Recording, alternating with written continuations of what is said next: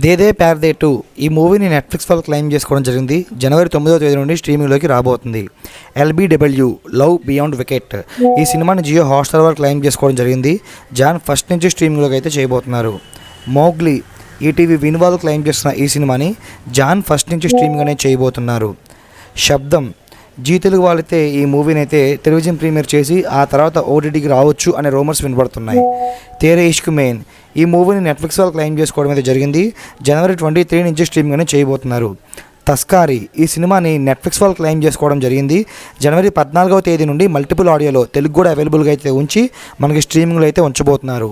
Freedom at midnight season 2 ఈ web సిరీస్ని Sony leave వాళ్ళు తీసుకొస్తున్నారు.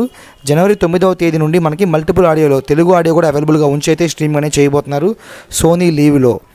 ఆది గారు మెయిన్గా యాక్ట్ చేసి మంచి హిట్ టాక్ అందుకున్న సినిమా శంబాల ఈ మూవీని ఆహా వాళ్ళు క్లెయిమ్ చేసుకోవడం జరిగింది. ప్రజెంట్ థియేటర్లో రన్ అవుతుంది.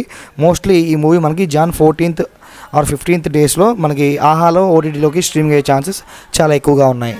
వీడియో నచ్చితే లైక్ చేయండి. మరికొన్ని అప్డేట్స్కి ఛానల్కి సబ్స్క్రైబ్ అవ్వండి.